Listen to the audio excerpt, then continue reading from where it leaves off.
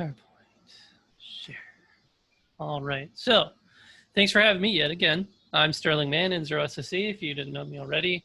You'll have to pardon me if I can't make a coherent thought tonight. I have been getting over a migraine that I've been having for a few hours. So fortunately, I've asked a couple of people from the YouTube bunch, which is a bunch of hams who are famous on YouTube for making videos, to help give this presentation, which is titled, Don't Be Shy, Show Me Ham Radio.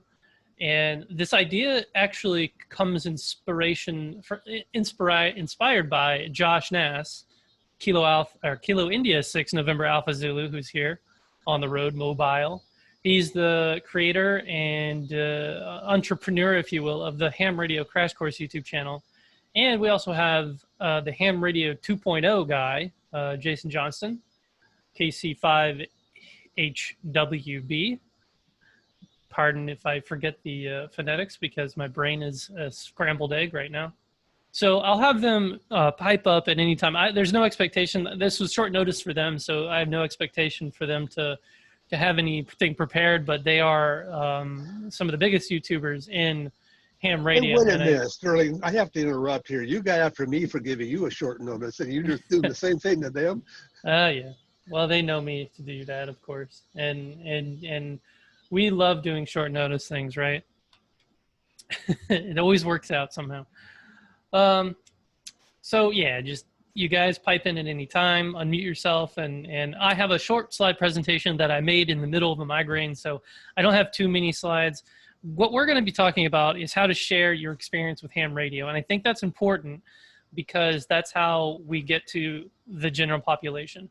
The reason why I said it was inspired by Josh, Hashnasi is his internet pseudonym, is because he said we need more content creators to get the message out about ham radio. And this has many effects in the ham radio world, mainly just getting ham radio into more people's brains, into their hands, into their eyes, into their ears, through means of content creation. And we'll talk about that.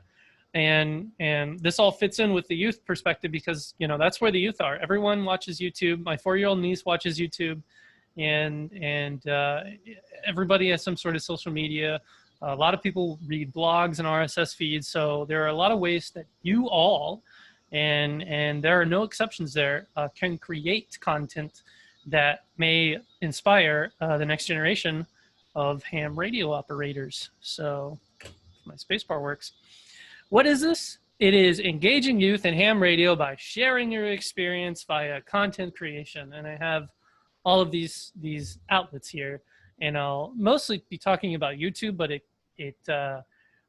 can relate to like almost any outlet or venue, being Twitter, Snapchat, TikTok, Facebook, Twitch, Instagram, or your personal website, blog, this, that, and the other thing.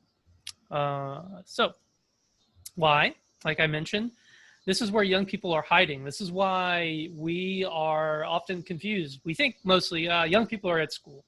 But where are they when they're not at school? Well, they're on the internet. They're on Discord. They're on YouTube. They're on Twitch. They're on these places where we can provide content for and be able to capture an audience, albeit probably a small one, but a non-zero one, which is all that really matters. And the more people that do this, the more people get captured and the more people get drawn in to an interest in the amateur radio world or any kind of electronics, STEM thing, whatever this, what have you. Especially if you do something fascinating like Oscar will probably mention, rocketry or high altitude ballooning. Lots and lots of people watch these things because they're explosive and exciting and they can go wrong at any moment, or they're successful and people are excited. But even something as simple as a soda activation or a hike to a park or just a CW conversation can really garner some interest and views. So anybody can do this, young or old, interesting, provocative, boring, exciting. Anybody can make videos if you have a camera and an idea. Anybody can write blogs if you have a keyboard and a computer and I guess a website or some sort of blog outlet. And we'll talk about little ways to do that.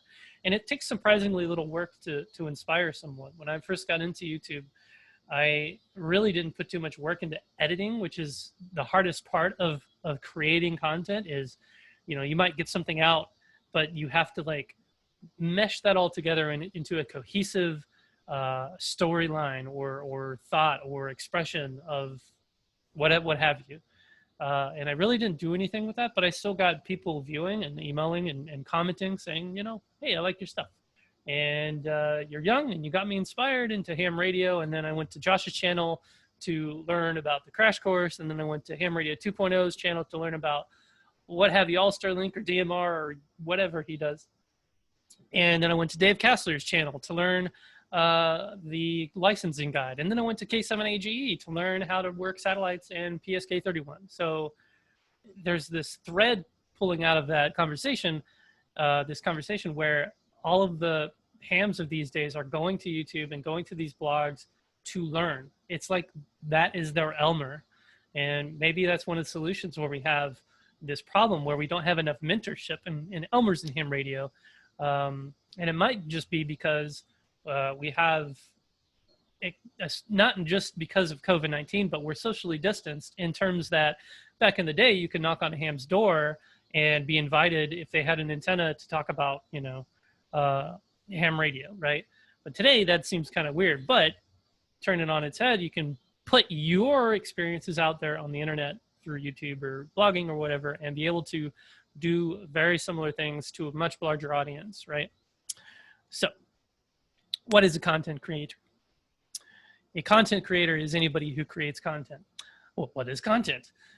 Content is creative works that are designed and created for sharing and intellectual consumption, which is just a fancy term for watching, reading, listening, collaborating, etc. So think of things like blogs, videos, tweets, posts on blogs, Facebook, Twitter, comments on articles, even forum postings, which are, you know, long and thought out, emails, newsletters, podcasts.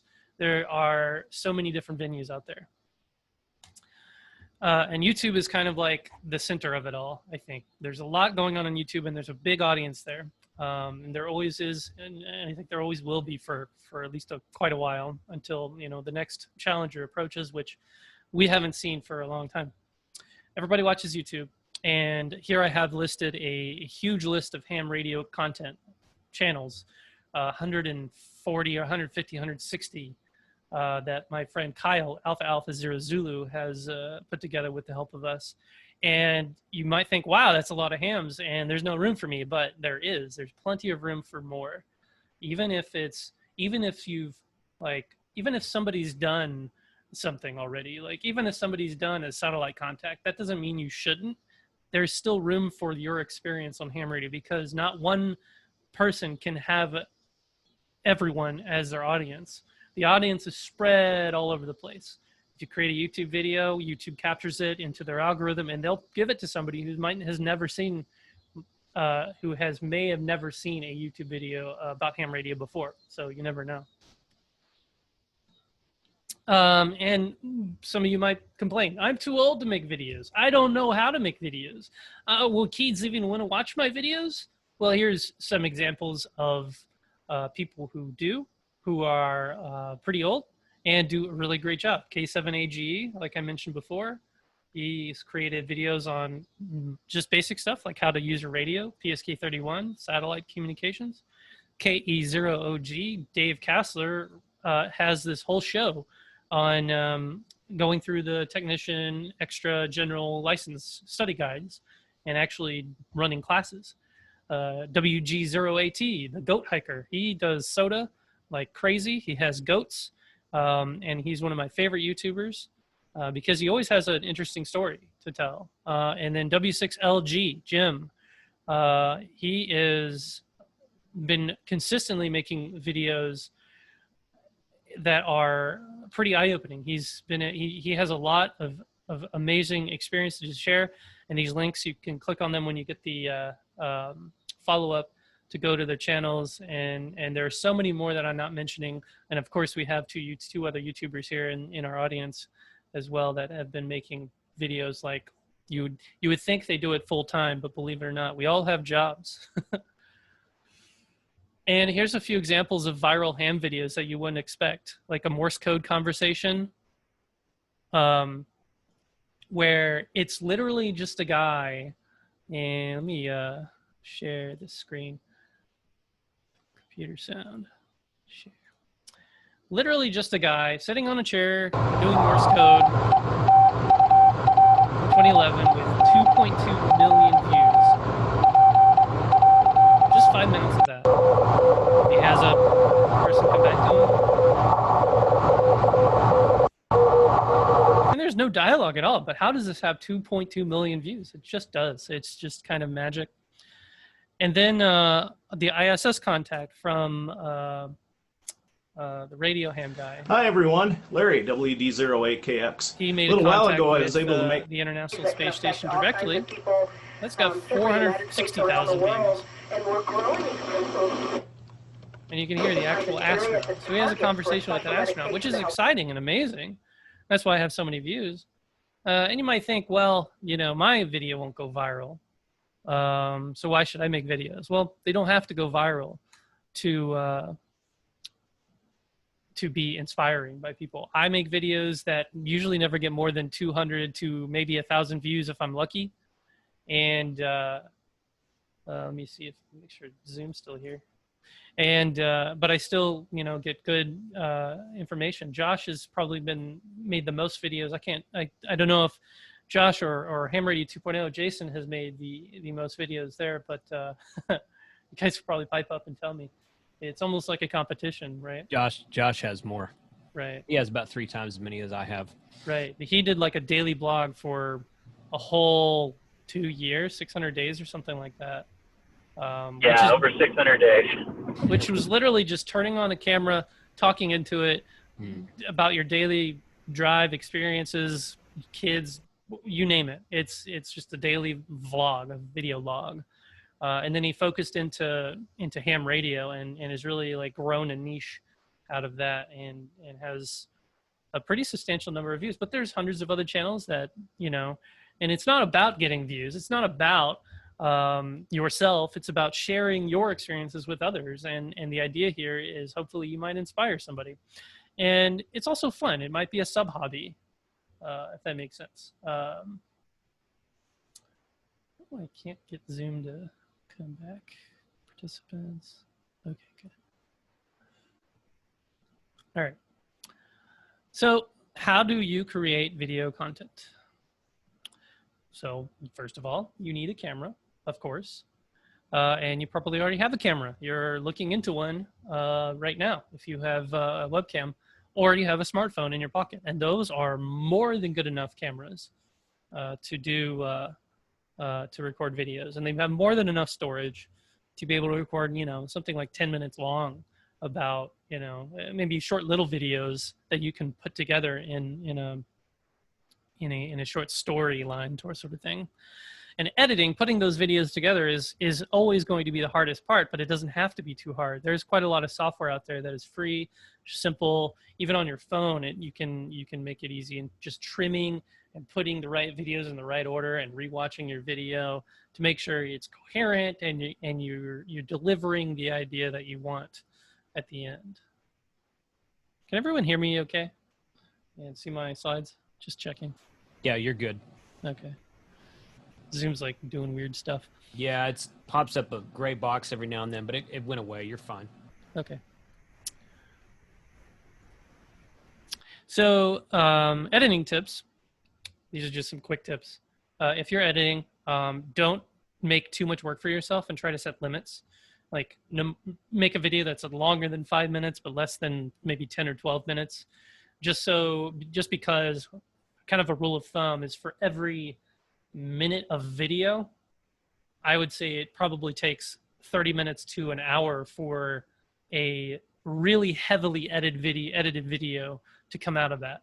But for quick videos, maybe every minute only takes 10 minutes. So you want to shorten up the video as much as you can and remove all the dead air and ums and ahs, and just kind of like, if there's a camera just pointed at a radio for a long time and nothing's really going on, you might want to skip to where the action is and cutting out those pieces.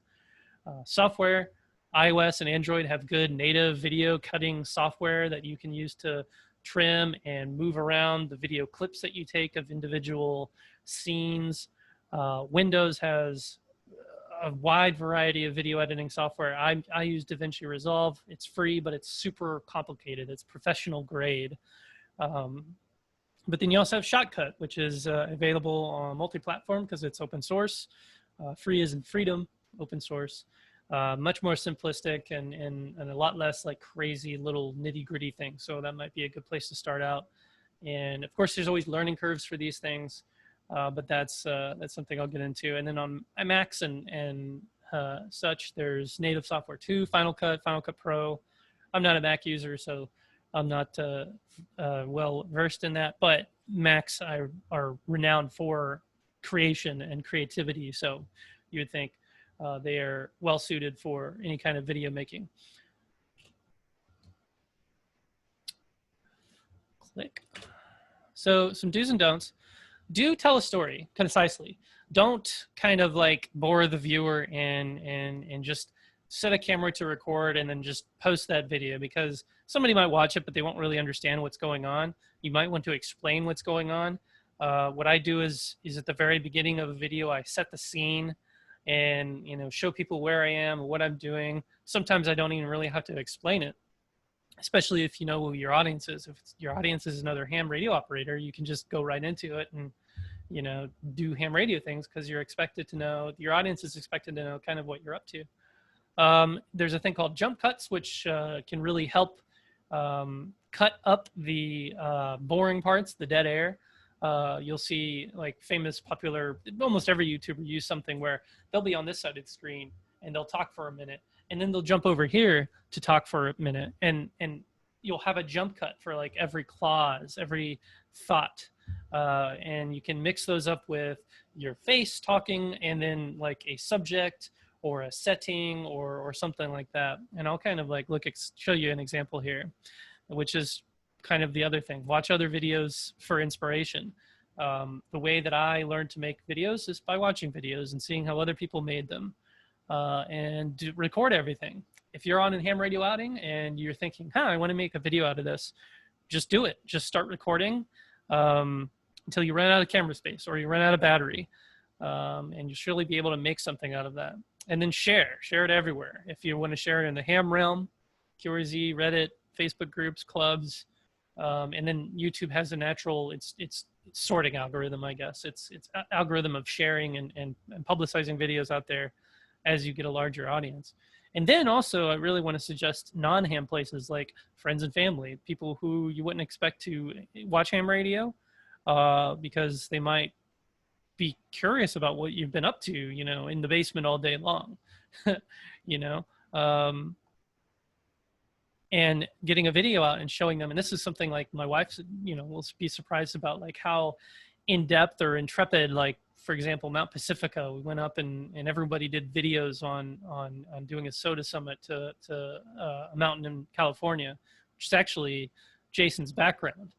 And people were like, wow, you brought all these radios up to the top of the mountain and you didn't even drive them, and you, after finding out you could have parked up at the top of the summit. So fun little facts like that. And if you don't bore the viewer, like I mentioned. Long bouts of talking like I'm doing right now can be pretty hard to consume, which is just a nice way of saying boring. And avoiding and try to show more of like what you're talking about and demonstrate. Even as simple as writing something down on paper and the camera pointed at it goes a long way, especially if you're doing like an educational video. If you're talking about repeaters, you actually want to draw like a little triangle here and a triangle there and show this line means this way and this line, you know, to demonstrate via pictures rather than, you know, just words. And then don't expect fame and virality. This is, you know, not about becoming a celebrity. It's about, you know, having fun in ham radio and sharing your experiences with other people. And always avoid using copyrighted music, because YouTube will like take them down. If you use copyrighted music, they will prevent your video from being shared and suggested to other people out there.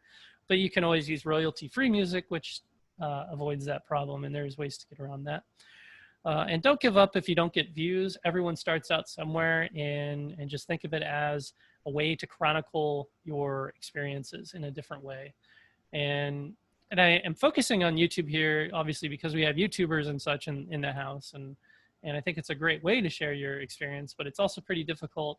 And this also lends itself to like blogging and creating newsletters and emails and that sort of thing. And don't lambaste or criticize or be negative or bully or poo-poo on other people's yum, because that creates, you know, negativity and draws away from the positivity of what you're trying to share in the world. You know, we don't want to hear about like what's going on in 7,200 or upper end of 80 meters, because that's kind of the dirty water. And sure, there are a lot of videos that do publish information and stuff about that. But remember, we want to share ham radio in a good light, because we want more people to enjoy it and less people to make fun of us and hate on us and stuff like that. So just some advice there.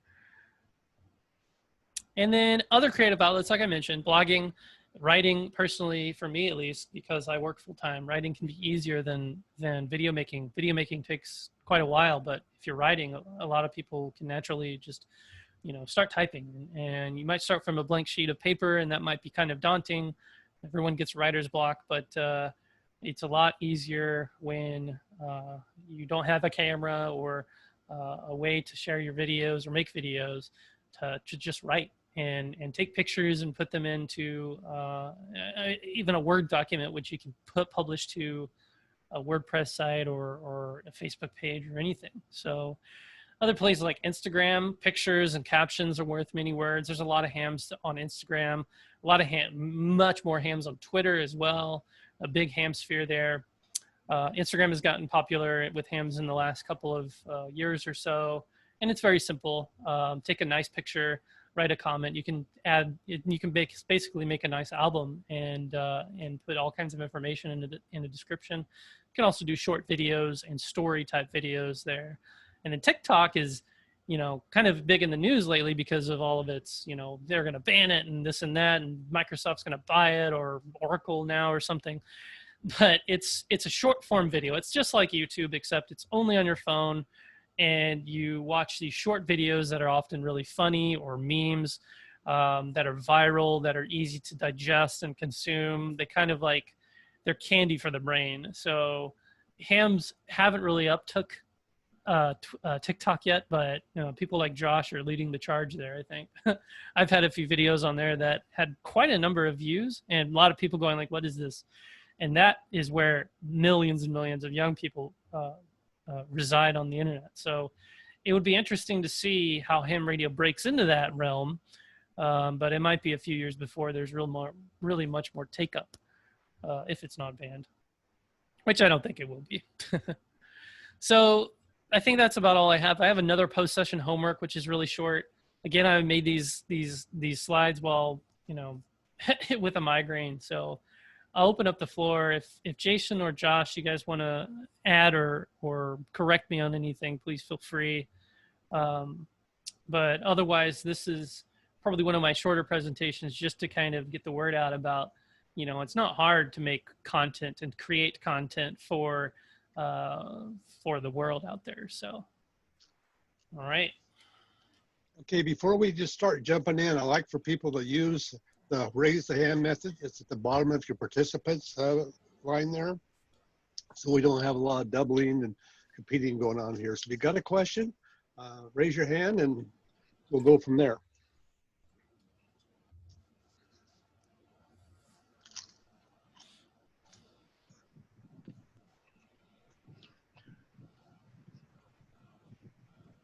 I can't believe this. A bunch of hams and they don't want to talk.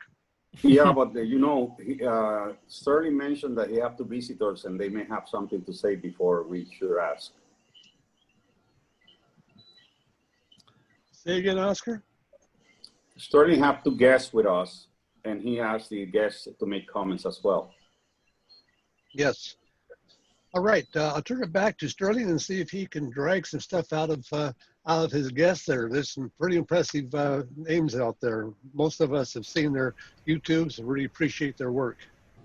Yeah, I just saw Jason, raise his hand. So if you're still here, I think he just disappeared. Trying to follow instructions. Go for it. Good. So, yeah, thank you for not putting my name on the list of old YouTubers, Sterling. I appreciate that. You're quite welcome. I just wanted to, because I've heard that point made, because, technology these days is so hard to adopt, but, I think most ham YouTubers are, this is, if I take a snapshot here, it follows along with the demographic of ham radio YouTubers, and that kind of gives credence to, it's not so hard after all. No, and Dave Kassler has one of the best channels out there. He's got best educational channels, I should say, for getting new people involved and educated, licensed and upgraded licenses and that stuff like that. Yeah, I think I agree with pretty much everything that Sterling said. I've been building my channel for about 5 years, and in the last maybe 2.5 years, I started to focus on actually building it. I started out just kind of haphazardly, and 2.5 years ago, I decided that I actually wanted to try to put a good effort into doing that. And a lot of it is trial and error, and there's nothing wrong with that. A lot of people start out with a smartphone, and there's nothing wrong with that. It certainly is a good way to do it. The authenticity of YouTube is what makes it so popular. One of the things that makes it so popular. It's not a big Hollywood production. It's not some fancy studio that's trying to sell you something. It's just somebody giving you information. So statistics say that there's just over 2 billion eyeballs on YouTube right now. And by the year, I think it's the year 2040, there's going to be another 3.5 billion, they're estimating, people on YouTube. Once they get like, what's that new internet thing they're putting up, Starlink or whatever it's called, Skylink, Starlink, whatever it is. Starlink, SpaceX. Yeah, the SpaceX thing. That's going to give access to more people to do all kinds of different stuff on the internet. So, so YouTube is where people are going for education. I get this question. I get this question and statement. It's kind of all one thought process a lot. And this is the last thing I'll say, unless anybody has any questions. Since I've got just over 450 videos, like I said, Josh has probably got about 3 times that. I get a lot of comments on my videos, and especially ever since COVID, I've started to do more brand new information videos for someone who's never heard of ham radio or has heard about it but that doesn't really know what it is, so I've started to do more stuff like that. And I've always told people that they should find a local club, a local ham radio club, once they try to get involved. And I have the privilege of I live in North Texas, about halfway between Dallas and Fort Worth. I have the privilege of having a lot of really awesome clubs in Dallas and Fort Worth, and I attend probably 5 or 6 of them regularly, and I've attended probably a dozen of them over the course of being a ham. But I get comments on my videos a lot of times about people saying how they either don't have a club near them, or they've gone to a club near them and started asking questions about, say, DMR or System Fusion, some of the newer stuff, or FT8, and they get shunned because the club is either a bunch of cliquish guys who've been in there for 30 years and don't want anybody new, or they don't think you're a real ham if you're doing DMR or something like that. So YouTube, those types of people are turning to YouTube to get mentoring and education. Good, bad, right, or wrong. I'm not saying I agree with that or disagree with that. I'm just saying this is just it is what it is. I don't have that problem. I tell people if they're in Texas to go find a club, because there's a lot of excellent clubs in my area, but that's not true everywhere. So so I'm glad that that people like Josh and Sterling, and Steve is on here too, are reaching out to people who are wanting to learn. There's been a huge push of amateur radio, of people wanting to get amateur radio license ever since April, basically, when the lockdown started in the United States. And there's been a lot of newly licensed hams, a lot of people taking online tests because that's become a thing. And, I think a lot of people are looking to YouTube because they either their clubs are not meeting right now, even the ones that are in areas with good clubs, they're not meeting right now, or people can't find clubs that they feel welcomed at. So I think having someone with knowledge that wants to share that knowledge on YouTube is a very good thing. So that's all. I could talk about this all night because it's kind of my passion, but y'all don't want to listen to me. So I don't know. I'm enjoying you. Thanks for your comments. Yeah, I think they do want to listen to you. Okay, Ed, I'm sorry. Go ahead. Oh, go ahead. Go ahead. No, you go ahead. No, I was saying that I have my other guest here, Steve, K5ATA, Good Game Ham Radio and Outdoors channel. So hello to him. And I also have comments from my other guest, Josh Nass, and I'll just get to them before I go to the rest, if that's okay with you guys. You got it. All right, Josh, you have the floor. All right, I'm pulling into my driveway, so this is perfectly timed, I think. Yeah, I wanted to throw out an idea, and this is kind of selling the concept of content creation. Hams, by and large, we've done a really good job in publications, you know, printed word, and a lot of websites are really helpful. But if you think about the number of eyeballs that Jason mentioned earlier, we have kind of a unique ability to tap into that when it comes to social media at large. And YouTube's obviously a big one, but you know, there's lots of ways that Sterling's already mentioned to get people kind of exposed to ham radio. And one of the things I like to say is, you know, there are a lot of people out there that don't even know they're hams yet. They're already adjacent to the hobby. They likely just need a little push in the right direction. And a lot of that could be just simply you posting on your Facebook story to your family, you know, to the people that follow you, showing them what it is you're up to at the time, what they've seen you working on or whatever. And that alone could start them down the road, and they'll be able to find all that other content that already exists out there. And there really, as already was mentioned, should be more of it. Because if you think about it, you know, the books are great. We've got so many interesting books with ham radio. But as far as online content goes, we really could use more of that, those really intelligent hams that, you know, are in the club. Everybody has the expert for one specific thing. We really need a lot of that content to go online, because in a club situation or one-on-one, again, hams have kind of mastered that world. Working one-on-one, we can transfer that information really easily. But if we took that really intelligent, smart person and got some of what they know online, just think of a blog post with pictures and images and a little bit of how-to splashed in there. That lives online forever, right? Pretty much. The internet is a way to take knowledge and just kind of encapsulate it and keep it there forever. And the ability to kind of move some of that knowledge online will benefit hams in future generations, on and on and on. So I always think about that when I put up a video, is I try to make it interesting and have a cohesive point, like Sterling mentioned before, when you're kind of putting a video together. But I try and think about it as, this could be something that is going to live on for years and years and years. And I try and make it in a way that it can be approachable to multiple levels of expertise, right? I aim for people that are starting out, because I think they have a harder time. So I try and remove jargon and remove acronyms, but also that the content in a lot of cases is what we use in content creation terms is evergreen, meaning that a lot of it is going to be as useful today as it can be 2 years from now, 3 years from now, whatever. And I've actually seen that on my channel. Some of my most active videos as far as views are videos I made 4 and 5 years ago. And they are just as effective in their thought as they are today. And we're talking about videos that are over, you know, 100,000 views, something like that, or more. So, you know, think about it that way. When we're doing one-on-one in a club meeting, how many people are we reaching? 30 people, you know, maybe more. Start moving into Zoom, you get to 40, 50.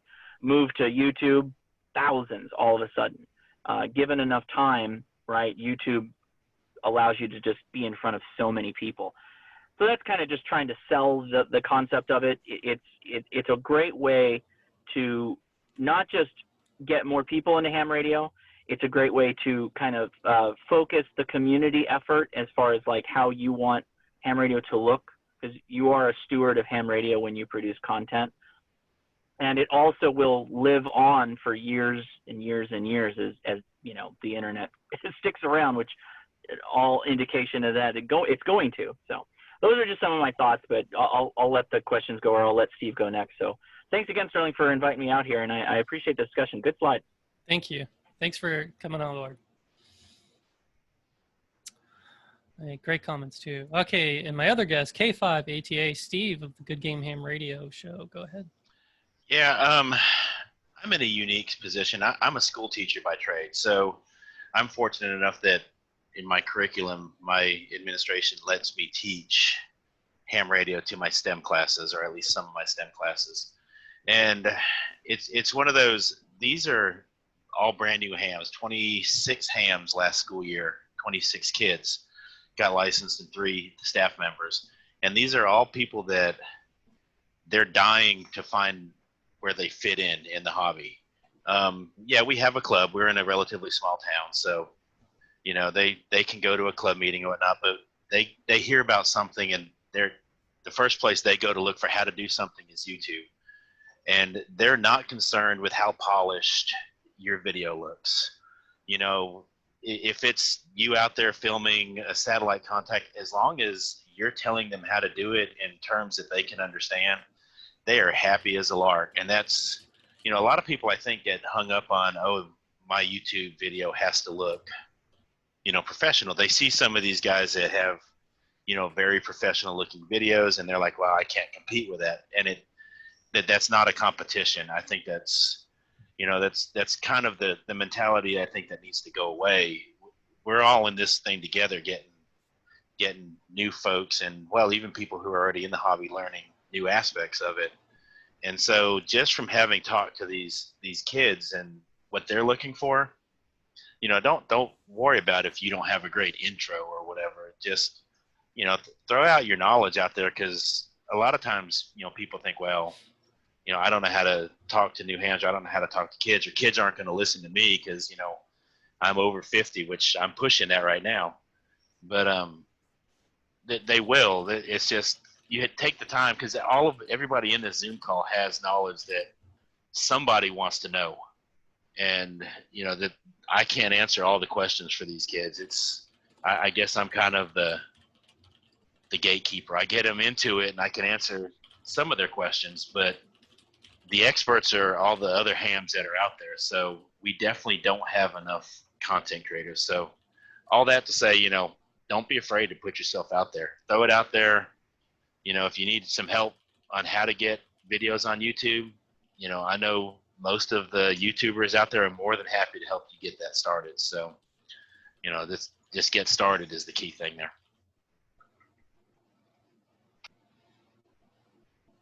Right on. Thanks.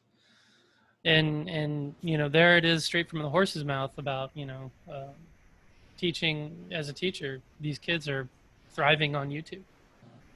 Jason, you go ahead. One other thing that I just thought of, and I want other people to talk too, but don't be scared by the term content creator. It's something that's kind of a buzzword we use in YouTube and on social media these days. If you've ever written or presented something that maybe you wrote or maybe you didn't write, if you ever done that at a ham fest before, you're a content creator. That's all a YouTube video is. If you're like, hey, because I've gone to forums at ham fests for DMR, Fusion, how to use N1MM, how to use FT8, the cool features of a brand new HF radio that just came out, whatever. So if you've ever done anything like that, ARRL has all kinds of stuff, forums all over Dayton Hamvention and Orlando Hamcation. If you've ever put together a forum or a tech talk and presented it to someone, then that's content. That's content creation right there. And that's all a YouTube video really needs to be. So don't let that term scare you. Some people are like, I don't know if I'm a creator. Well, it's kind of a loose term. Anyway. Right. Yeah, good point. If anybody attended the virtual Ham Expo or has seen the YouTube's Ham Fest or any of these online, I mean, right now we're creating content as we speak. Mm-hmm. People are going. Dan's going to put this video together. People are going to watch it. People are going to read the slides and do my little homework thing, and it's as simple as that. It doesn't have to be a hard, convoluted, movie making process. So, thankfully, we don't have to deal with tape, especially. Okay, so I'll take comments from the peanut gallery, if you will. Ed, KW4GF, go ahead. Good evening, everyone. Can you hear me? Yes. Okay, good. All right, the first question I have, and then I want to make a sort of a comment about an experience I had with, I think, Sterling, a young ham that you'll know, because he's a very big proponent of your blog and all your stuff. You might even know him. But the question I have is, are there any YouTube channels for elementary school kids from, let's say, 3rd or 4th grade up to like maybe even a middle school 6th or 7th? And just comment, I'm also a 40-year retired elementary school teacher myself. So before I start doing some content there, I wanted to see if there were any channels specifically that adapted, and again, our teacher will know what I'm talking about, adapt the content to the level of the child rather than try to teach the child the stuff that we already have, which is very difficult. Craig Buck's book comes really close to getting it where it needs to be, but I didn't know if there were video channels that were devoted to those kids. Not really, just because of the whole COPA thing. The Child Online Protection Act. YouTube is really strict about that sort of thing. I don't think you know what I'm talking here. Okay. I'm talking about instruction. Well, if it's targeted towards kids, it's a ambiguous area. I know where you're going. It's, you know, as far as to tailor it to a level that a kid would understand, you have to be, it's a slippery slope on YouTube. Yeah. You know, we have to check a little box when we're posting every video that says this video is not targeted towards children. I see what you're saying. Okay. And, you know, that's, while that's, I would love to Now I target, see what you're saying. you know, a huge chunk of my videos towards kids.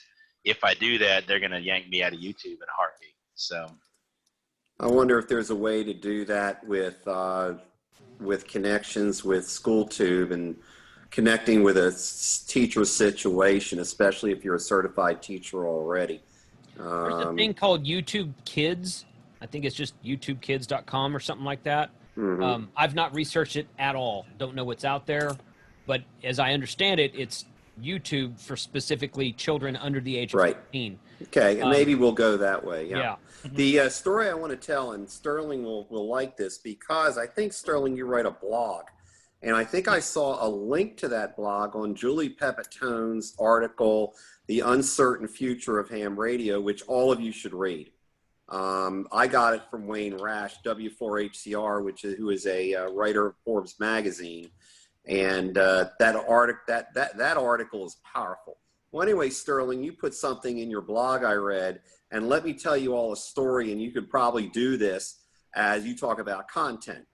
One day, I'm up on the Wisconsin, and USS Wisconsin, and we had a special event. And I'm sitting on 20 meters, and I am pulling pileups like crazy. Now, all of a sudden, I hear a call that I'm very much familiar with, and some of you may have heard of him. W4IPC is Connor Black. And Connor is a prototypical young ham radio operator. And he will push the bar. And that's what I love about Connor. And I also can be irritated with Connor too. He just graduated high school and he's going to tech. So I'm really busy with listening for these pileups, trying to get them. And all of a sudden I hear W4IPC stroke KP4.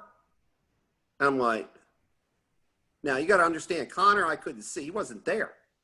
And I'm saying to myself, Connor's in Puerto Rico? Huh? And I just ignored it for a moment. Next thing I hear, W4IPC stroke KP4. Finally, I took it. Well, Connor was in a room next to where I was, 4 feet away, running remote off his telephone to a station in Puerto Rico. And I was kind of miffed. I'll have to tell you, I was kind of miffed. I'm handling all this stuff, and there's Connor punking me from next door. Then I read Sterling's blog. What's really pushing kids today? Remote ham radio. So I'm a believer. My suggestion to all of you, you want to create content? Do that. Get a kid up on remote somewhere in the area you're doing a special event, and remote them somewhere else in the world, and have that operator who's familiar with that kid taking that call, and watch his face, because he knows the kid is somewhere around there, maybe, or doesn't even know the kid's there. That would be priceless, and to show how the kid used remote hamming. So Sterling, you made me a believer. I hope you all enjoyed that story about Connor, because that's a typical Connor story. And Connor learned under the auspices of a club I am a member of, which is the K4AMG Memorial Radio Club that was started by Dick Siff, W4BUE, here in southeastern Virginia. Thank you. Thank you. Yeah, that is Connor in a nutshell. That he is notorious for shenanigans like that. But yeah, he also posts. He regularly streams his operations remotely on Twitch, which I briefly mentioned. Which is rather than, I mean, YouTube does live presentations, but Twitch is mostly for like gaming. And you could argue that DXing and contesting is and having waterfalls and all of these cool things on screen is pretty close to gaming. And Ray W2RE, who runs Remote Ham Radio, also does like almost a daily live stream of that too. And he has like dozens of kids running around on Remote Ham Radio doing all those things, pulling shenanigans and running DX pileups like crazy over their phone. So yeah, really good point there. And the K4AMG Club, I keep hearing them come up, and I mean to like do more research and talk more about them. Because they seem like they're a really good role model club for a lot of reasons. I'll give you an example of a family that was trained by K4MG was the Leah children. All of them that you see in QST, that's where they have their roots here in southeastern Virginia.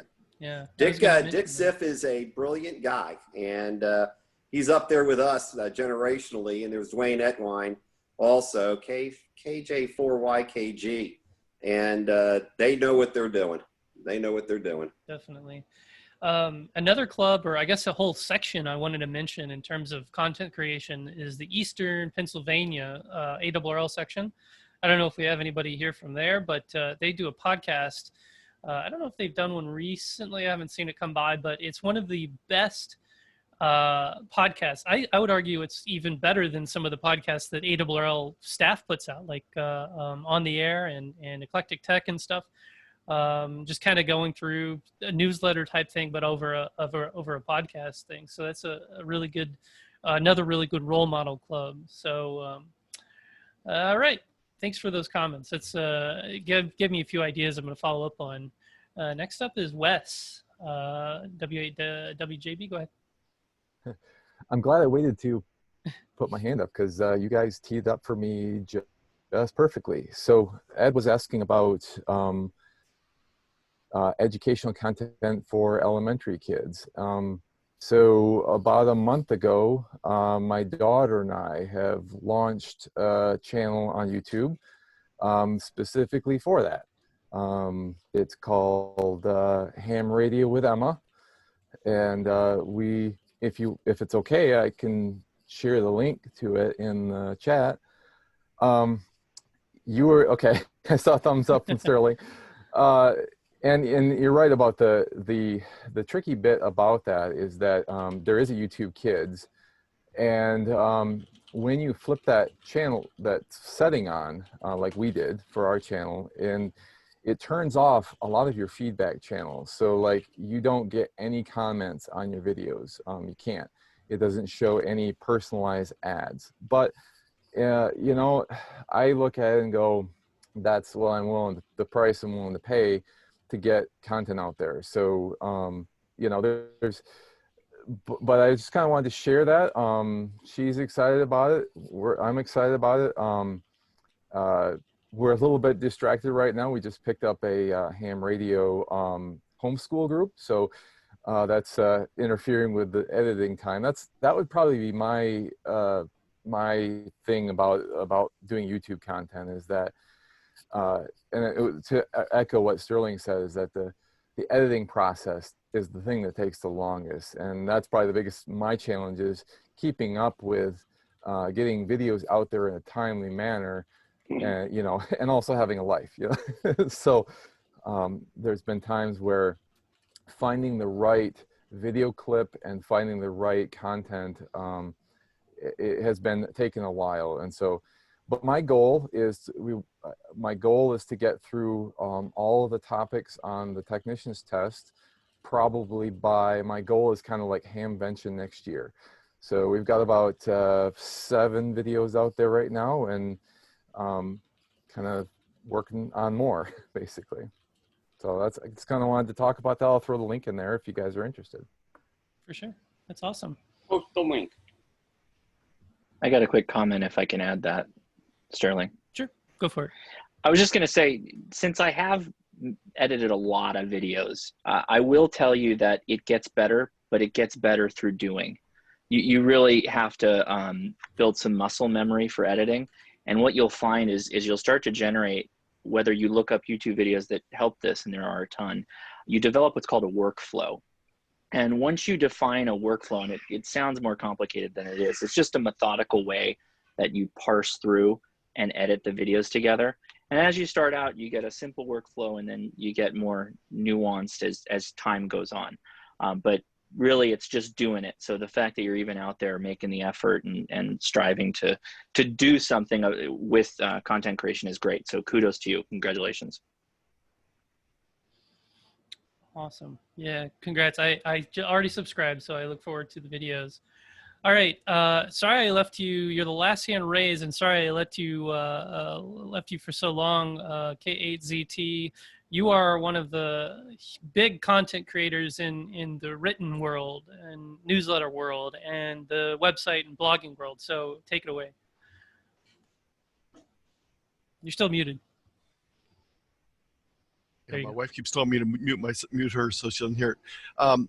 Just to follow up on that last comment, one of the things I work a lot directly with teachers, and there's a hesitancy to use YouTube videos in the classroom. So I've provided a link from one of my previous coworkers, Eric, it's on how to safely play videos in the classroom. And I use this technique a lot because there's a lot of good content on YouTube, but there's also some content that's not so great.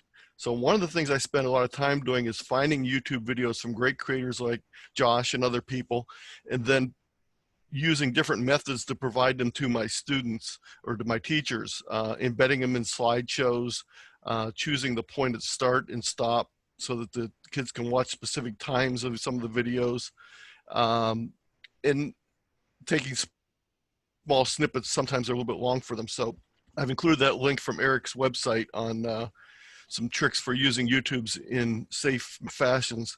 The other thing about content creation is, especially with the plethora of Zoom type meetings going on right now, if you're interested in having someone create some content and they're not real, you know, they're not interested in doing that, ask them to do a presentation and then record it. A lot of people who are very good speakers feel uncomfortable about recording themselves in a video, but if you ask them to do a presentation for your local club or for your local group and then record it, you can get quite often a lot of good information that way. So it takes the stress out of thinking that they have to go through some great production process. Just ask them to do a presentation and let you record it. So that's just my comment. Oh, by the way, just one last thing, my website, I put a link in there for the kids radio zone. There's also a teachers radio zone, and my own website at k8zt.com. Cool. Cool. Thank you for that. There's a lot of really good resources on your website that I keep going back to. So thanks. Wes, you had some follow-up? Yeah, I was just going to, just briefly on so there is for YouTube, there is a YouTube Kids app, like a separate app that you can download for kids, and it kind of is the content that has been vetted, that's on there has all been vetted to be kids safe, basically. So you won't see a lot of, you know, anybody who hasn't checked that box, you won't see any of their content on there.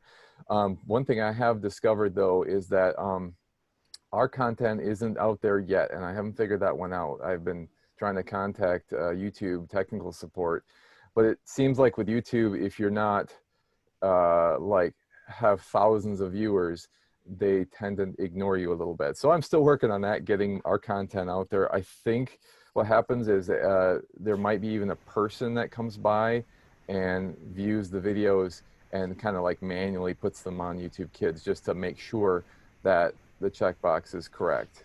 So that's just my 2 cents. Okay. And Steve. Yeah, I just wanted to point out, everybody, first of all, I'm going to check out your channel, Wes, and try to incorporate some of that as soon as you're getting that stuff out there, because that's definitely something that I can kind of steer my kids toward. But another thing that I've noticed has kind of fallen away, that when I first started teaching ham radio to, kids in school, gosh, it's been 15, 18 years ago in Texas, you could easily get fiction for, that was ham radio. Cynthia Wall has a series of books that she had out, and that was a great way to get, your younger, 4th, 5th, 6th grade kids interested in it. And it's something that has kind of fallen away. So maybe, some people, maybe your gift, so to speak, is not necessarily putting out YouTube videos. Maybe you're a writer at heart. My wife is actually writing some ham radio fiction. She's a licensed ham, as is my daughter. And, I was telling her about it a few weeks ago, and she's actually got her first ham radio fiction piece, ready for me to kind of look at and go. So if that's your kind of thing, don't think just because it's fiction, nobody's going to use it, because that's what teachers use to get kids interested in stuff.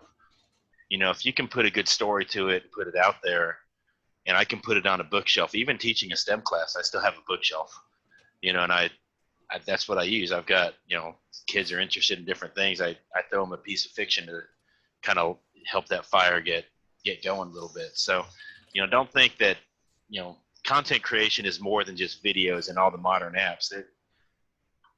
Just a good old book, will help get kids going. Mm-hmm. I've been really thinking about writing a book, because I have a lot of big thoughts I want to put down on paper, and it seems like something you could just sit down and do a piece at a time and be able to get a lot onto paper. So it's a good idea. Okay, I see no more hands raised. I did want to mention, and usually I try to end with a call to action along with the homework. Barry was raising his hand. He just didn't have it in the thing. I see. He's muted. Barry, you're muted. You're talking, but you're muted. Here we go. How much time do you put into writing a script, or do you bother to write a script when you do videos? I almost never write a script, but that could be a byproduct of doing it for over 10 years. I've been on YouTube a really long time. I started out small, and when I would screw up, I would just edit those portions out, like Sterling said. With that said, it depends on what the content of the video is. If it's a highly detailed video, it can take me multiple hours to do the editing, and definitely however long it takes to capture it. My live streams that I do every week, and I believe we didn't talk too much about live streams. I live stream every Saturday for about an hour, and it's just 1 hour. I don't have to do any editing. It is done when I click end, and it gets uploaded to YouTube and it stays there. As far as the show prep for that, I spend hours in show prep, just like you would do in a club. If you were to do a talk, how much long it takes you to prepare for that is about how long it takes me to prepare. And but the great news is that when I go live, it stays on YouTube. It's already there for me. I don't have to do anything else with it. It's very easy. So live is a great option if you can do that too. I almost never do a script either. There are occasions where I do, where it's almost like a news presentation. Some of my older videos are heavily scripted, where I'm narrating kind of a news presentation, but most of them I just kind of on this, on a dime, just have an inspiration to like, I got this new toy, I'm going to do a video about it, and just kind of turn on the camera and just start talking to it. Some videos I do what you call storyboarding, where I have an idea kind of bubbling up, and I just kind of write down an outline of what I want to put on the video. So that gives me an idea of what I need to capture. One example I'll post in the chat is a video of a total solar eclipse. I made. It doesn't have very many views, but it's been one of my favorite videos that I've made because it's something where I like worked hard. We had this event, the solar eclipse QSO party that I wanted to share, and a lot of other fun things going around it. So I beforehand made a storyboard, made an outline of like scenes I wanted to put in, and making sure I had the right angles and all this and that. So I put a lot of effort into that. But some of my biggest videos have just been, you know, off the cuff, like reviews and how-tos and tutorials that just, you know, just kind of fall out of my mouth, so to speak. And I use the editing to actually massage the story out of it. A lot of things I say don't even go into the video, and a lot of us YouTubers will attest to that. Like, you'll have probably an hour of footage, and at the end of the, you know, you got to get that down to 10 minutes or something like that. So you can imagine a lot has to go if you want to get it down to a certain point. And a lot of times I'll like have a list of talking points instead. Like I had Ray Novak on my stream last week. I didn't have a script obviously for that because I wasn't sure what Ray was going to say. So instead I just had, you know, kind of talking points, questions I wanted to make sure I asked him about the new radio that's coming out and the 705 and stuff like that. So it's not necessarily a script, but it does still take some prep work. You've got to know up front kind of what you're going to go with otherwise you just sit there in front of the camera on a live stream for a while and look goofy. I don't ever script mine, and I've told myself I never will. As far as the recorded and uploaded videos go, the non-live streams, I've had people come by on mine. I'll cut out the dead air parts like Sterling was talking about. I've had people, but if I make a mistake with something, I like plugging in new radio. My channel is basically built out of showing new radios and how to do programming and that kind of thing. It's a product review channel more than anything else, but I'll plug it in and I'll get an error on the Windows screen about something, or I'll try to open the software and it'll do something it's not supposed to do or something like. And I leave all that stuff in there. And about most people come along and say, "Hey, thanks for showing that. I had the same error. I didn't know how to get past it." About 1 out of every 10 of those will come along and say, "Man, you should script this and cut all that fluff out of there." And I'm like, I don't want to do that. This is a real world channel with real world problems that I run into while unboxing this video and trying to program it.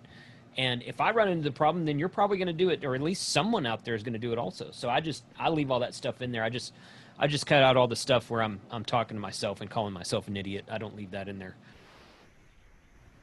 Yeah, I think that's a good point is, you know, if people are going to hit that same spot, you want to make sure they see, okay, well, other people have hit this spot. Don't otherwise they're more inclined to kind of give up on it. Oh, well, it's just a me thing. And if they see that, you know, you left it in there, that's kudos to you for that, because people need to see that other people struggle through that stuff too. It's not, YouTube has a tendency to make things look perfect and magical if you want them to.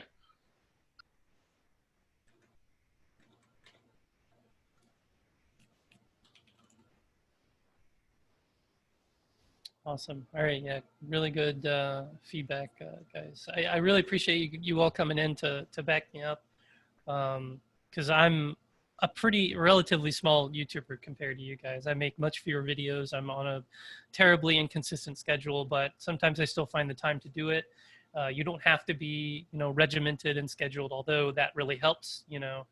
And I also wanted to make a mention, you know, with other forms of content, we have QSC, we have magazines. They're always looking for people to write, and they'll actually pay you. I used to be the youth editor for the ARRL. They would pay me $65 a month to write a column every month on the website. People who are artists, who can draw comics, there's definitely a wide open space for ham radio comics, which can, you know, really help out with the youth. There was I think somebody posted the Ada Lace books and the Zach and Max comics from Icon, but those are pretty dated. Those are quite old. And I think there's a lot more that can be done there. So if anybody has the drawing skills, that'd be cool. And that's a genre of book that is just like crazy in schools right now. I mean, comics and stuff like that, you know, they kind of ebb and flow. And right now in school, they're crazy. Everybody's got them. So that's a good point. Mm-hmm. Let's take a break for a second and call on Barry. Barry, do you see anything in the chat that we should be talking about here? We've covered just about everything that's been mentioned in chat on the channel already. So we're good. Right. All right, thanks. Back to you, Sterling. All right, yeah, I don't have anything else. Again, let me post the homework into the chat, the Google form, which is really short. I still haven't been following up on the actual responses. There it is in the chat. Feel free. You don't have to. It's not required or anything.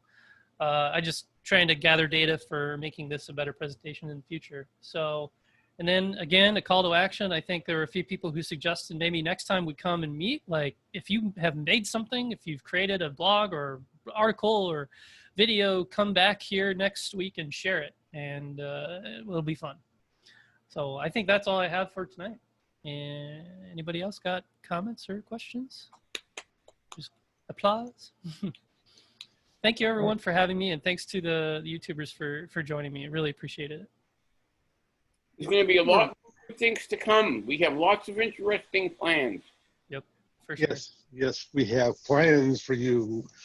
Okay, folks. Yeah, it's fun to see these faces we see on YouTube a lot on here tonight. They look just as realistic on here as they do on their YouTubes. They do a great job, and hope that we can get back on here for some other stuff. They got a lot of talent, so I'd like to hear what they got to say, and maybe they can share some of that. Is there anybody else got any questions or answers or suggestions or whatever? Quiet bunch. All righty. With that in mind, I'm going to pull the plug on this. It's been a great presentation. Thank you, everyone. I really appreciate this. Great, great show. Thank you. Thanks. Great job, Sterling. Appreciate it.